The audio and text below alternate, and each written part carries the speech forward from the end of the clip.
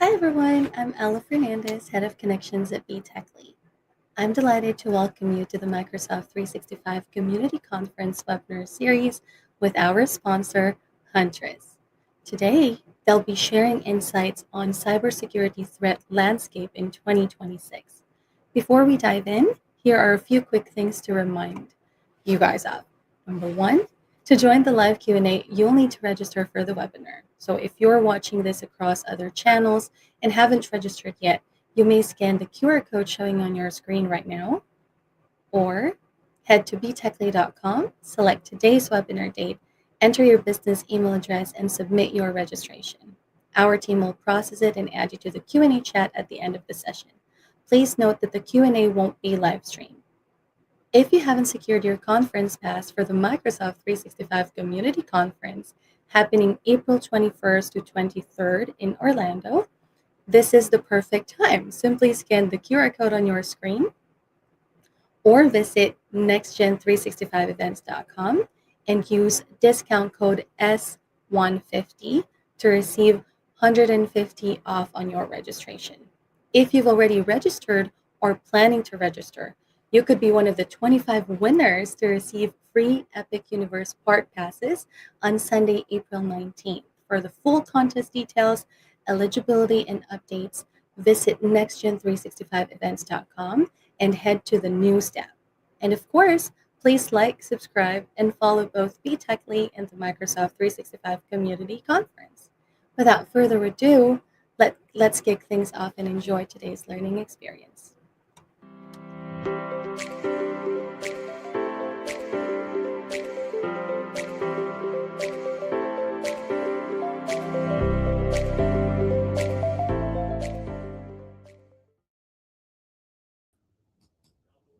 Hey everyone, I'm Erin Myers, Principal Product Marketing Manager at Huntress, where I focus on identity threat detection and response, or ITDR. So over the past few years, attackers have stopped breaking into environments. They've started to log in. And the majority of real-world incidents now begin with a compromised identity as opposed to a compromised endpoint.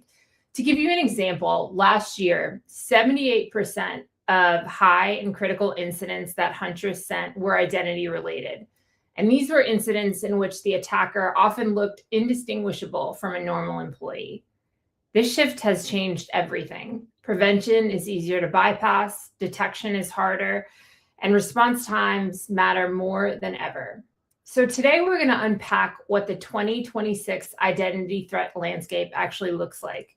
From modern business email compromise to adversary in the middle attacks to session token theft and the early impact of agentic AI on intrusion activity.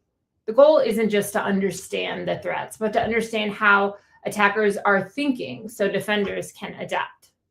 Allow me to introduce some folks from our identity threat detection and response team. First, we have Matt Kiley, Principal Product Researcher for ITDR. Hello. We also have Dave Kleinetland, also Principal Product Researcher for our ITDR team. Hey. And lastly, we have Rich Mozaleski, our Product Manager for our ITDR solution. Hello there. Hey, everyone. Thanks for being here. So let's kick it off. 5 years ago, ransomware dominated the headlines. We all saw it. We all read it. Today, almost every incident starts with identity. So what's fundamentally changed? Aaron, I'd say that more and more businesses are moving their data into the cloud. And so that's where the adversaries are starting to go now. And in order to take advantage of those cloud resources and to exfiltrate that data and put it on the dark web or expose it publicly, the threat actors have to compromise the identity now. Ransomware, is still a prevalent threat, and there's still lots of data on the endpoint and in a closet server somewhere. But more and more, we see data in M365. We see it in Google Workspace. Really, really sensitive data, intellectual property, PII data, health data. And in order to get to that, when it's in the cloud, the threat actor has to compromise the identity. Yep. So, little history lesson, right? Identity is not new to the cloud. It's not a concept that's specific to the cloud. It was applied as the main mechanism of authentication and authorization even back in the old closet server, Active Directory, Enclave days. But when cloud resource, there was kind of the lift and shift into cloud resources, and that brought with it the concept of identity as its primary authentication and authorization mechanism. Well, now you have accessibility across the widespread internet. The idea of cloud resources is that if I prove who I am, then I can access resources that I should have access to, right? Even if that proof is stolen, I can still access those resources. And so that is why it's like availability of the technology that's kind of led to this, right? So that's the at least the way that I like to view it. The central thesis is that identity is not a new concept, but moving identity into the cloud as its primary authentication mechanism is what allows threat actors unrestricted access to resources in some cases. So what has, like, over the past year, what when it comes to identity attacks, what has surprised you? Yeah, so really the main thing that's changed over the last year is the adversary infrastructure being used to launch attacks. By and large, the tradecraft itself has not changed that much. We are still seeing lots of session token theft. We're still seeing lots of password attacks. We're still seeing lots of post-compromise and post-exploitation activity in cloud resources. What has changed is the originating point of those attacks. So for IP addresses, there are 3 distinct areas that you can kind of rack and stack and classify IPs into. One would be the geographical location implied by the IP address. My apartment IP in San Diego, California has an IP address that says that I'm logging in from California. There is also the concept of the infrastructure, the underlying infrastructure that is representing that IP. And so an example of this would be if I am proxied through a data center, well, that IP address might be in Palo Alto, California, but my login could be from anywhere in the world, right? Because I'm kind of bouncing that through. And so there is this concept that in certain technological contexts, the geographical location of an IP address is completely irrelevant, right? So that's like another area that we need to consider. And then there is even a third place to look, which is the use of known VPNs and proxies, right? So there's kind of like not all data center IPs service VPNs, but several. I mean, the majority of VPNs are running on top of data center infrastructure, just kind of how it works out in terms of the technology. So attackers used to use VPNs and proxies, and every now and then just their complete, their regular IP address, like maybe from their home or their apartment or something like that. And so like before last year, the primary mechanism for the infrastructure was like VPNs or proxies. And we're seeing threat actors move away from that because it's so easily signaturable. It's very, very easy to say my users have never even heard of NordVPN, much less would be using it to log in. So that becomes anomalous activity. We look for that. We detect on that. We eject a hacker out of their context. But it's a lot harder to then say this data center IP that they're logging in from is anomalous, because data center authentication, even though you don't necessarily log in through data centers, that authentication kind of bounces to data centers a lot. So it's a lot harder to track down. So there's been a big shift. They're moving away from the VPN, the major VPN providers, and moving on to like self-hosted cloud VPS infrastructure. Got it. So sort of layers of complexity. Is that why traditional security tools are struggling to keep up with identity threats?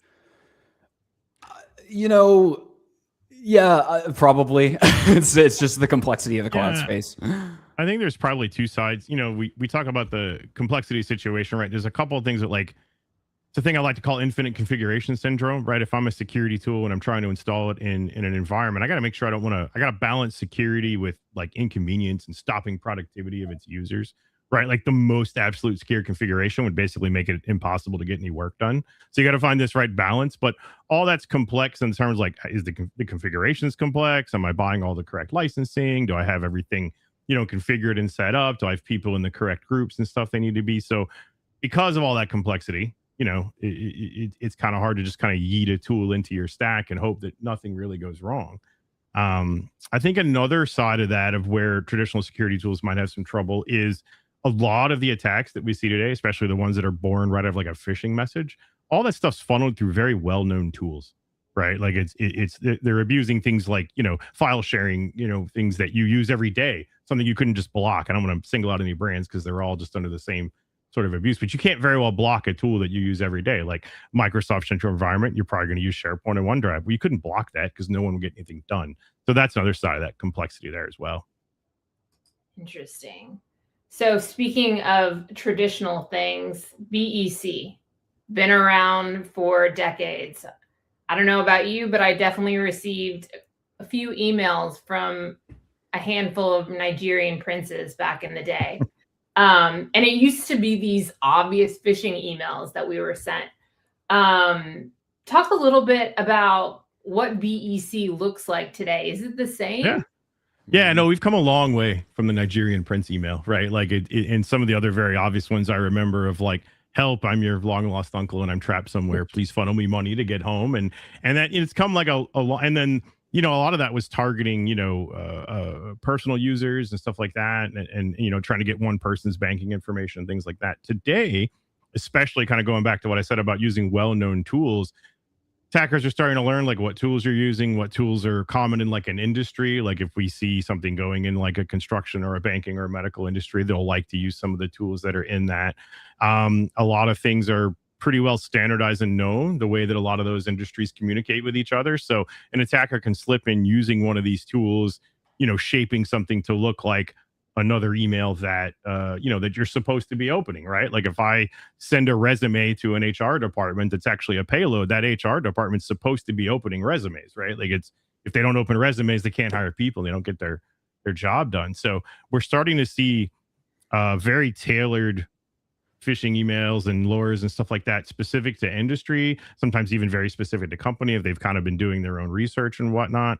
Actually just finished a research project where I probably read, I don't know, a couple of thousand phishing emails over the course of 2 weeks. And one thing that really stood out to me was how customized almost each phishing email was. It's almost like they're using like a mail merge, like the same thing you would do in a marketing email, and fill in the blanks of like, it's the specific user's name, it's a specific vendor or company they work with. So it's I think a lot of the technology that we've used to make our lives easier is also in turn making it much easier to launch these more tailored campaigns and stuff to attack folks. Are attackers using AI to achieve that level of customization?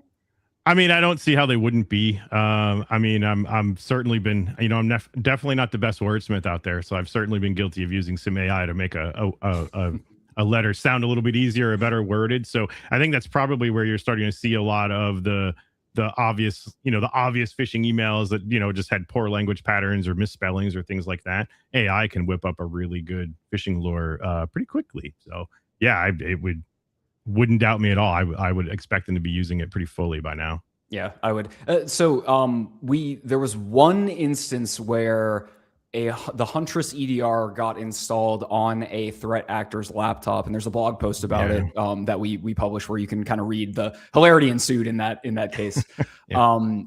We saw activity on, and obviously we're not the CIA, so we don't know exactly what attackers are doing in their dark corners of the internet before they launch the attacks. But every now and then, that was an example where we got a glimpse.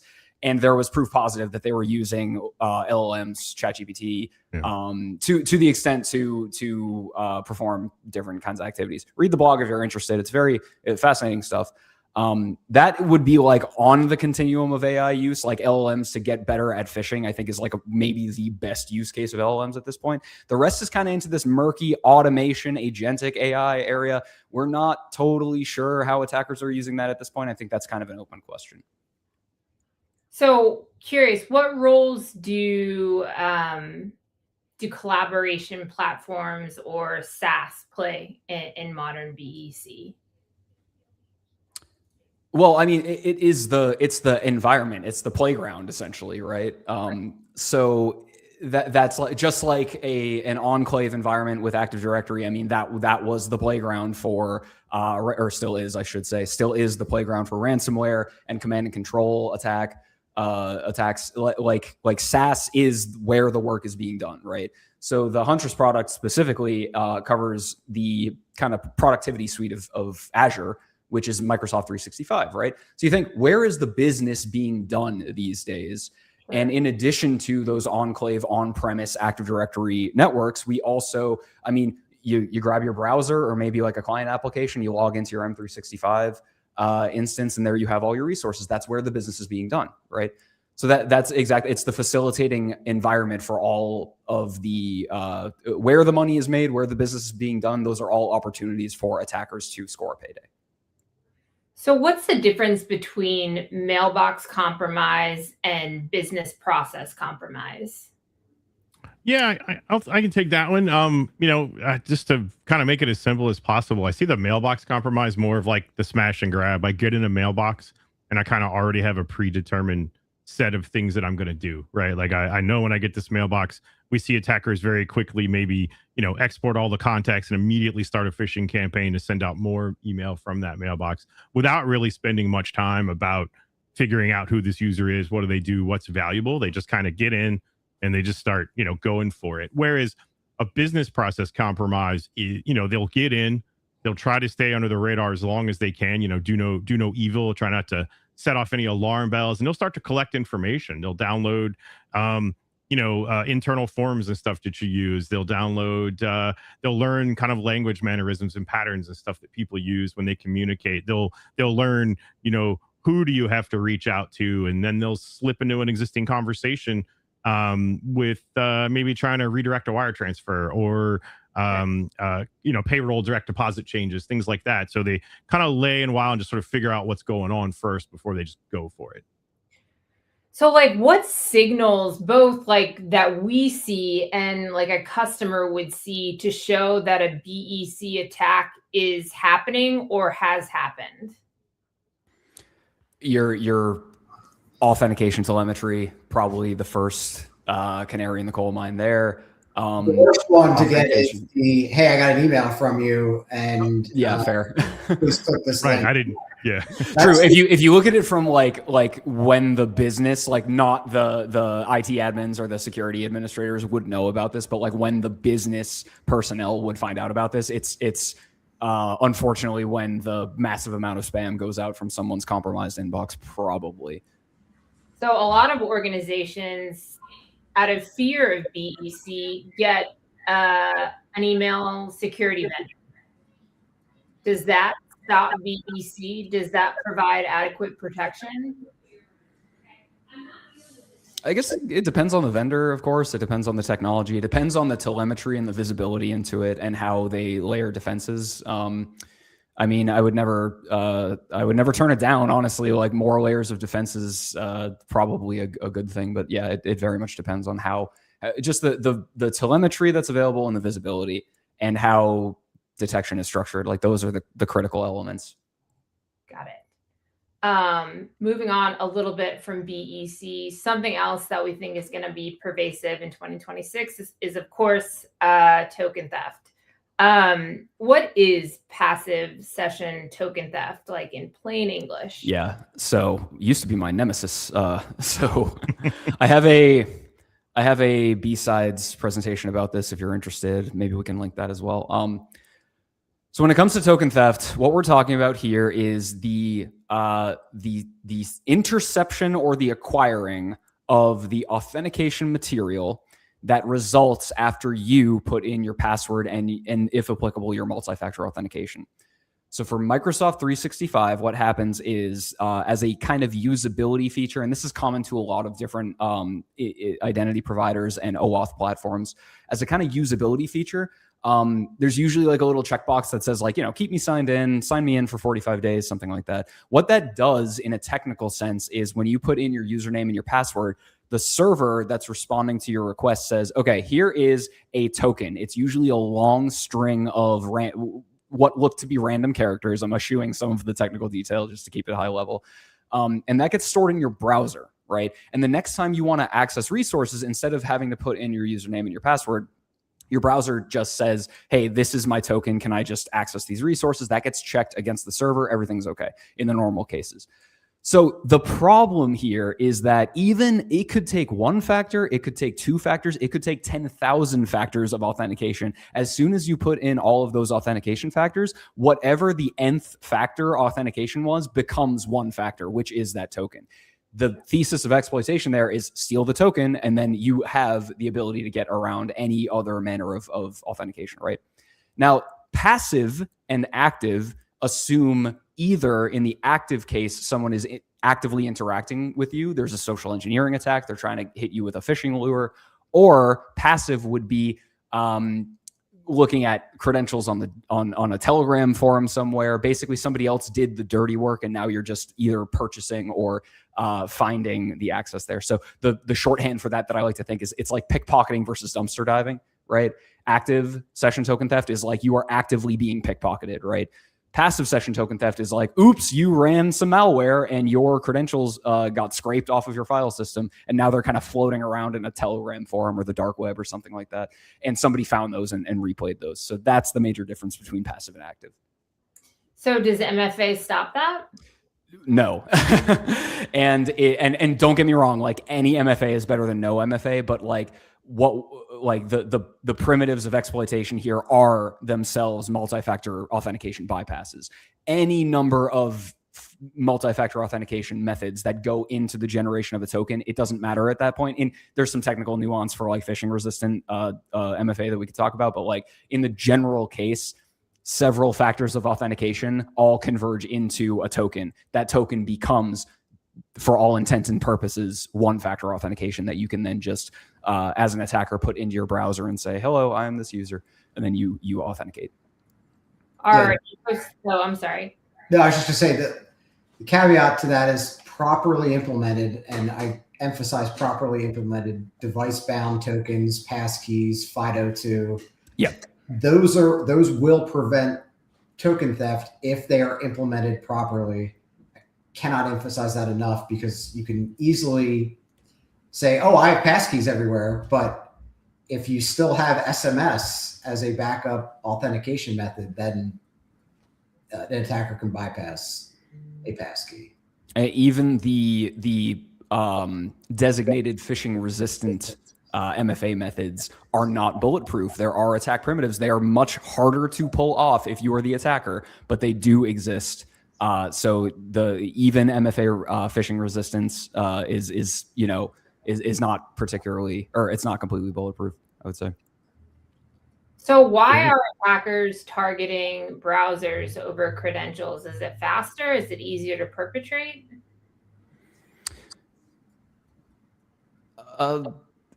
I guess like primarily it's just because the browser is where most of this like MFA credential token authentication material lives, right?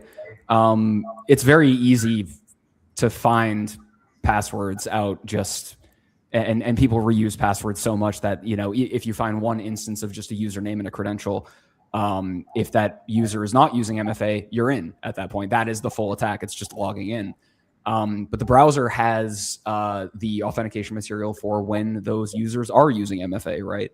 So that is, and it's all transparent in the browser. Like that's the other part, is that it has to be ready to use when the browser is interacting with these servers, right?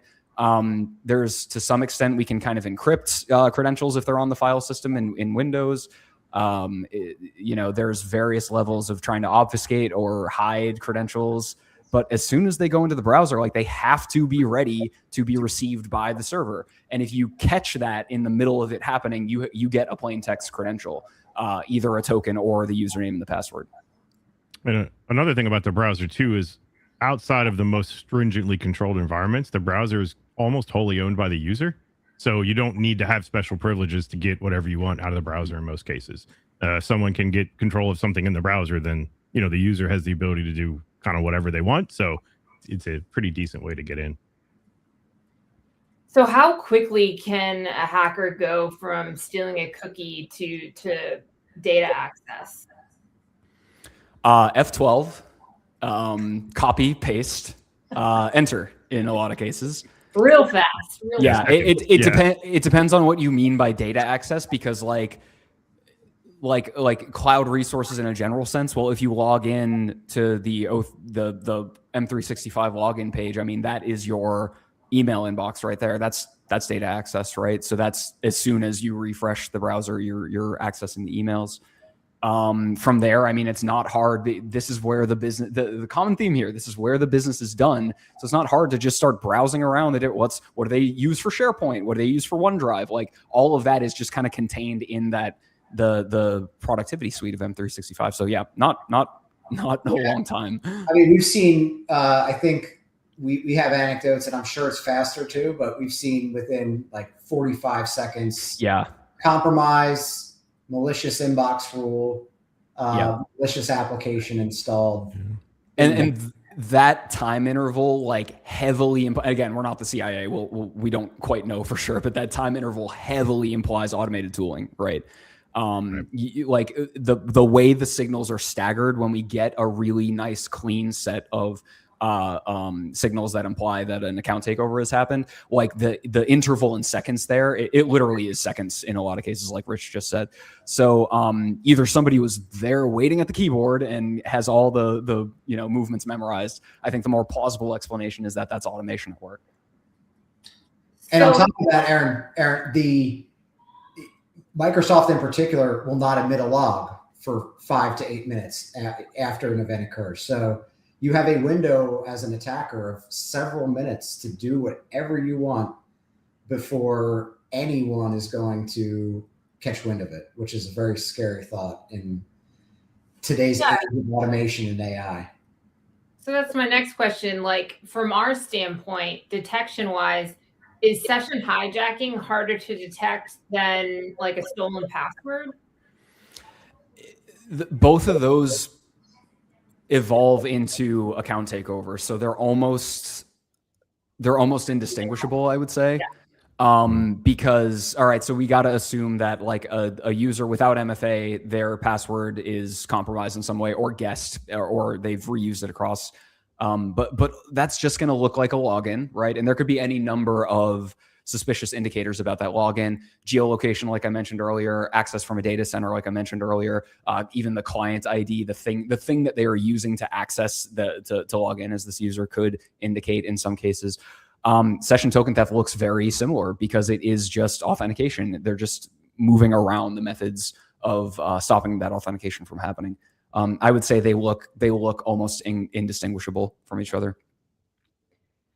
So Kylie, do you think we are entering a post-authentication security world? Whoa. I don't know. Maybe. It's hard to say, because authentication is still that is the whole concept of identity, is authentication and authorization. You are who you say you are, and you have access to the things that you should have access to, right? If we don't have that, we don't have the ability to administer cloud resource access at scale, right? So I guess like it depends on what we mean by post authentication. Like is the login going away is almost a philosophical question. I don't know if we could have cloud access without some kind of login. Or I guess is the question, is it shifting to things that are not passwords and usernames? Is it shifting to where you are? Those are kind of the nebulous esoteric questions, right? So I'm really not sure. It's a very interesting question. Not anytime soon, we can say. Not in 2026. Yeah. Let's talk about adversary in the middle attacks. How did adversary in the middle phishing kits kind of change the economics of cybercrime? I've been talking a lot, so I want to yield to my esteemed co-hosts here if they have any thoughts. I mean, I think you see the proliferation of tools like Evil Jinx, which it's a pen testing red team type tool, but we see it used maliciously every single day. On the endpoint forever, it was Cobalt Strike, right? In terms of open source tools that were used for malice. I think in the age of AI, we've actually really started to see this already, but you'll start to see the proliferation of homegrown toolkits to aid an adversary in the middle compromises.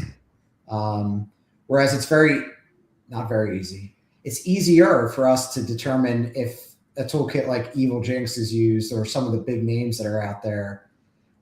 It's not easy at all if Matt Kiley as the threat actor rolls his own adversary in the middle toolkit, and then can use it for himself or sell that to other prospective users. And the ability for us as defenders to catch that in a world where, in a couple hours, I can spin up my own tooling and infrastructure. It becomes incredibly lucrative for the threat actors and incredibly difficult for us to detect. Yep. I would say in under a year, we saw a lot of parallels with the back end economy of the identity based cybercrime that we did in the ransomware. In the ransomware days, we saw people selling ransomware tools and having coupon codes for their campaigns and referral codes so they would get proper credit and stuff for that. We're starting to see that too with phishing kits being sold. Like you can just go in a particular dark corner of the web and purchase a phishing kit, put in your keys or whatever, and start funneling things through. We also see the different tiers of folks. We see there's the people who sell the kits. That's how they make their money. There's people who run the kits and get the initial access. They get all the tokens we've been talking about. Then they sell those tokens to someone else. And then those people do, so there are all these layers of how they're making money with it that they certainly start well before, trying to get money from the actual end user with a wire transfer or payroll scam. Yeah, it's the economics of the cybercrime industry, and it's very, very similar to the ransomware initial access broker kind of paradigm. It's like phishing kits as a service are super common. Naked Pages is a good example of this, and they're leased out. There's like a small development shop of like a couple of people that put the code together and then lease it out. It's software as a service, just in the underground. Like it's the exact same model. They probably took inspiration from the ransomware rings and the initial access brokers from that. It's just fascinating stuff in the economics of the underground. So common, yes. Is it fair to say that these attacks are sophisticated? Like, can I say that?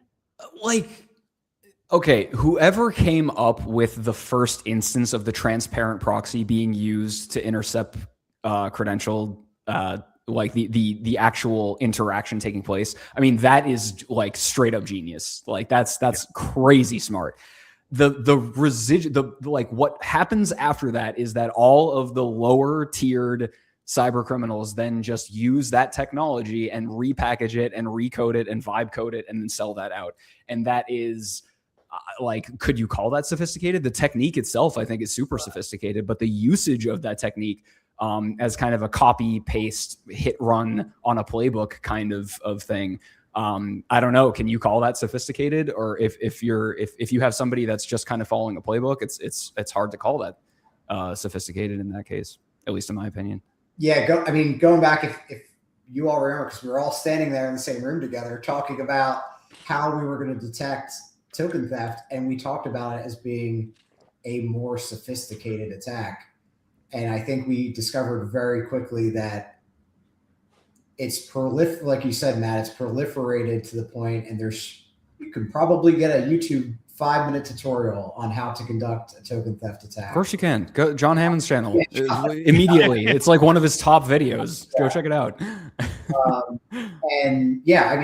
was 2 years ago. And we learned very quickly how ubiquitous these types of attacks are. Yeah. Sure. And it's only gotten worse in the years since we started looking at it. There's a power law here of the really bright, brilliant researchers on both sides here. I'm talking like the criminal underground and the open source kind of like threat intelligence and threat researchers who are coming up with surfacing the techniques and tactics and procedures. And that is a very small percentage. And everybody behind them is me, the kind of idiot in the room who's like, man, that's really cool. I bet I can use this, right? So there's a power law distribution. A small percentage of researchers and technologists are coming up with like the original ideas, and then those get propagated into mass rollout. Okay, let's talk about living off the land identity abuse. First, Rich, can you explain what this means in SaaS environments? I mean, I would describe that as we see quite a bit of, you will have in one Microsoft tenant, for example, one compromised identity or maybe several. And an attacker will use that as a launch pad to bypass your traditional email filtering, seem more legitimate as a legitimate user. The common attack that we see is a shared document from SharePoint. No email filter is going to really pick up on that. And now you as an attacker have this launch pad of, you can upload into this compromised SharePoint environment however many malicious files you want, with all sorts of flavors of ridiculous malware, and then share those out. And you're bypassing a lot of traditional email filtering. And it seems more legitimate because the victim is going to get an email saying, Bob shared this SharePoint document with you. Click here. It's a Microsoft link. And next thing you know, you have downloaded a cred stealer or, a Cura ransomware or some other flavor of badness. And it's easy to compromise an identity, and it's one more step to then use the resources that identity has access to against other tenants or other identities. How frequently are we seeing like attackers abuse like legitimate features in Microsoft and Google, like against an organization? Is this common? Will this continue? It's almost definitionally happening every time. Like, so the idea of like living off the land comes from the kind of endpoint realm where it's like, oh, instead of bringing custom written malware, instead of writing your own executable for command and control, you're going to use like PowerShell. That's already there. It's already installed. And there's several reasons why an attacker would want to do that, but they have a choice. They're either rolling up with their own custom malware, or they can use what's already there. The SaaS environment is just like workflows and access to emails, and using what's already there is the whole, like, it's the whole environment, I guess, right? So almost definitionally, every time that an attacker accesses emails or like uses an inbox rule to inject themselves into a conversation, that's all kind of living off the land. The land is the whole environment, the whole set of resources that allows them to do that. Interesting. So how do hackers maintain persistence without, expanding and creating accounts? Most common that we see is like introducing an OAuth application, a third-party application, because by default users are allowed to install ones that kind of only affect themselves. Very common we've seen is like alternative webmail style clients, like maybe you don't like OWA or something like that, and there are third-party ones that you can use.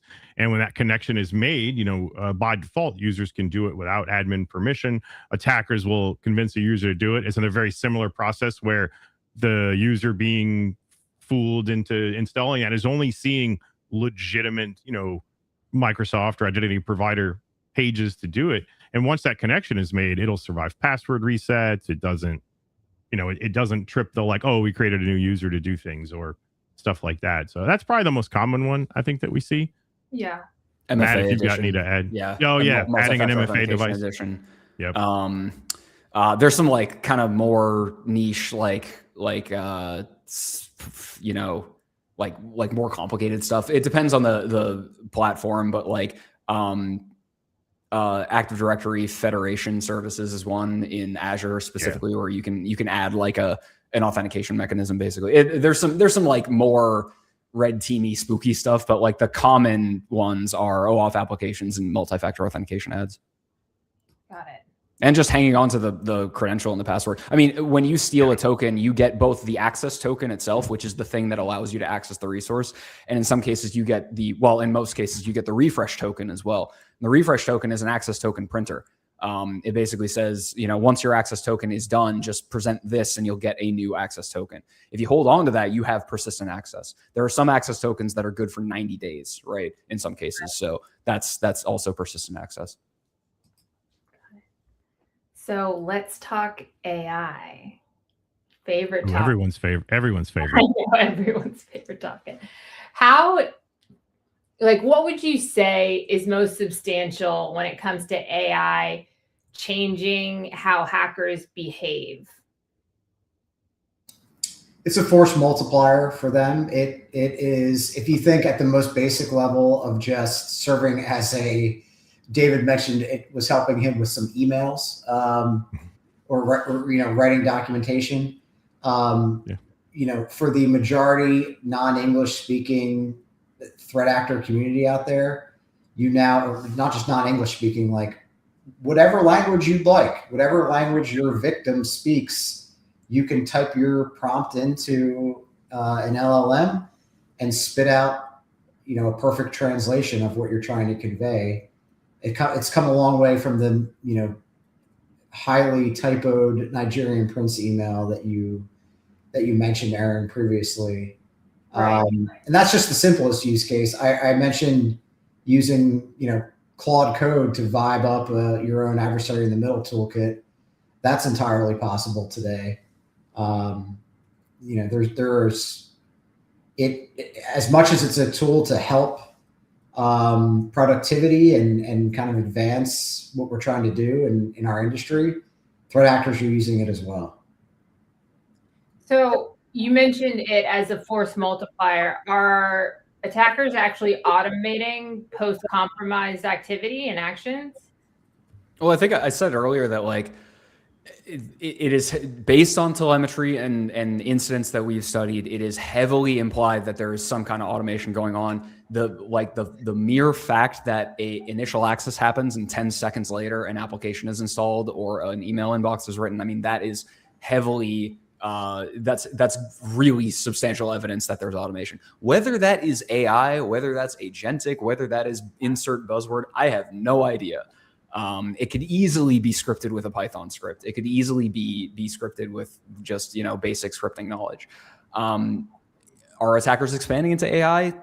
I would ask, why would they need to put AI on the map in an active intrusion if they could script the activities that they're trying to pull off? I mean, I would just ask why in the first place, right? Using AI to prepare your tools, I'm sure everybody is doing that, right? Using AI agentically in the middle of an intrusion for automation, I would ask, what is the real benefit of that over just understanding your workflows, your playbooks, and implementing those as scripts?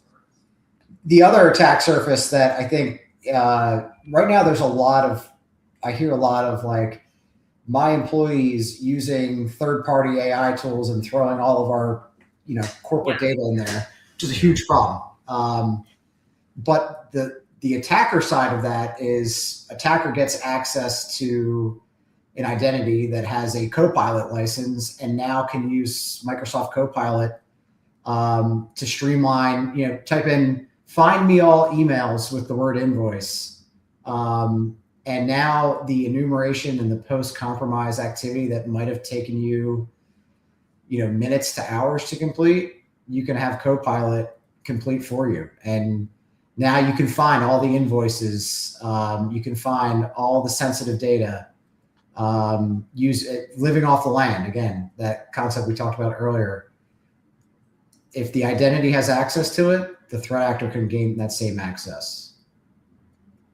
So, I mean, we've talked about all of these attack vectors, and particularly with AI, like, what are organizations supposed to do?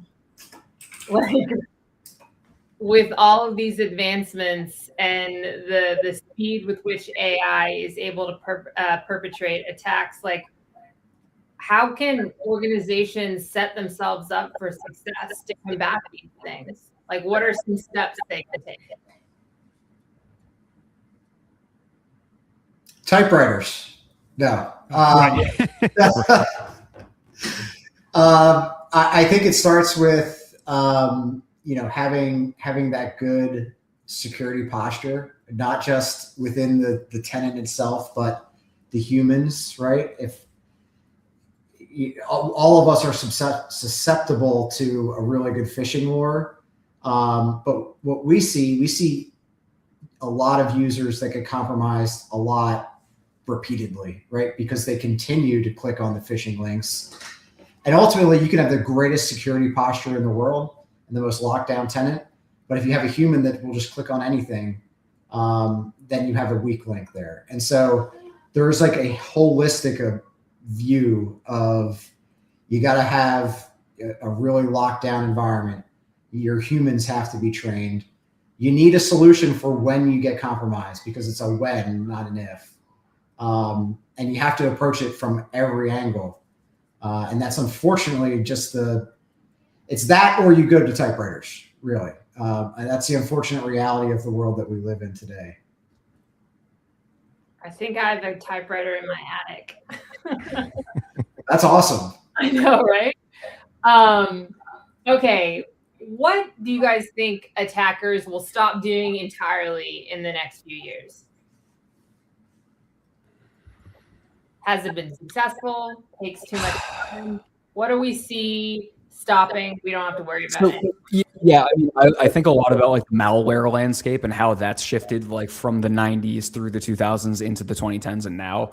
And like malware used to be, there used to be almost like like an art to it, right? Viruses, worms, things that people just kind of generated that were nuisances, right? All of that went away when people realized that there are economics behind cybercrime, right? And that's kind of where I'm looking, is that wherever the business is done, there are avenues of cybercrime to be had. And wherever the business evolves next, and I don't have a crystal ball, so I don't exactly know, but I know that like the things that are not immediately and immediately profitable in an efficient, scalable manner are not going to be avenues of attack anymore. We don't see any more viruses that just say that spawn a million checkboxes and say, click all of them or else, your computer's going to get deleted or something. That went away when people realized that, oh no, we can like do ransomware now and make money off of it. So I don't quite know what's going to phase out, but I know that the things that phase out generally are the things that do not service the economic cyber criminal underground. All right. Conversely, what current security control will become obsolete? I mean, go ahead, Dave. It might be lacks of certain controls that, like to not be using MFA in 2026 is just insanity to me. Like I don't know that it'll be. I know, like it's one of those things where it'll be the lack of doing something will probably what needs to become obsolete versus, what existing technology. Like I know there's a big push for like passwordless, and I love passwordless. I'm a big passkey guy. I always fight with password managers and stuff anyway. So the security keys and pass keys and stuff like that. But those have logistics attached to them that aren't always practical and stuff as well, right? Users lose security keys. Maybe they don't want their company putting MDM or pass keys on their phone. So now you got to issue device, so, but yeah, I think what we'll probably see more is the lack of doing things will come at a greater penalty than they have previously. Okay, we're almost at time. So I'll ask each of you, what is the single highest impact change organizations should make this year when it comes to identity and cybersecurity? I will say, I'll just double tap with what Dave was saying. Implement MFA, implement a not Wild West BYOD policy. It's easier said than done. Obviously, like total control of all endpoints and identities is non-trivial. But from our data, only like 20% of logins are coming from registered devices within Entra. We had a proliferation during COVID of BYOD everything. And that makes detection of adversary activity very difficult. I said two things. I apologize. There you go. It's the two things. Every time, in my circle of friends and family and whatnot, they're like, you're the computer cybersecurity guy. Like, what's the cool, sexy thing I need to do? So and dinner parties. Right. But I always come in the same, they always want to know what the cool, like sexy top of the line thing you need to do is. And I always have the same boring answer. Regardless of all this new technology, whether it's AI this or passwordless that or all these new things that are coming, never forget the basics. Most of the time when we see people get compromised, it is very often, sure, some of it is they were tricked by a clever phishing email, but a lot of it is a misconfiguration, not using baseline security standards, not practicing defense in depth, things like that.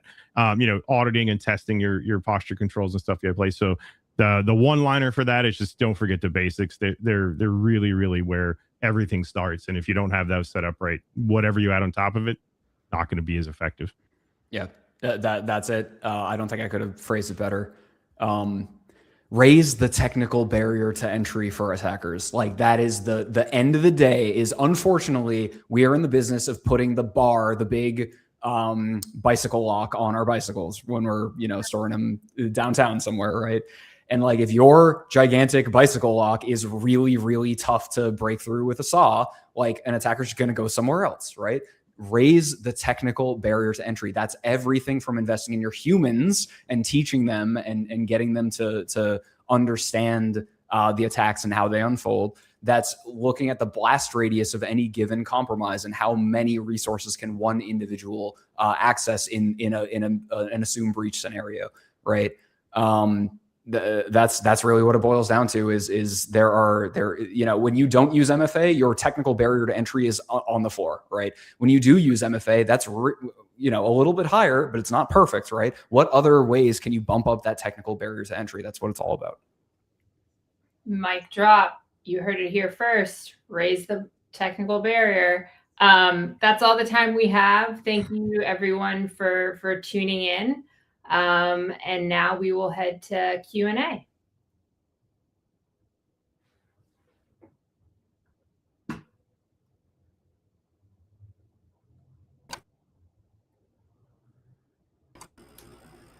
All right. Oh my gosh, that is a very insightful discussion. Thank you so much, Matt, Aaron, and Rich, Dave, for that. And to everyone watching on the live stream, thank you so much for joining us. We'll be wrapping up the stream shortly. Be sure to lock in your spot at the Microsoft 365 Community Conference happening April 21st to 23rd in Orlando.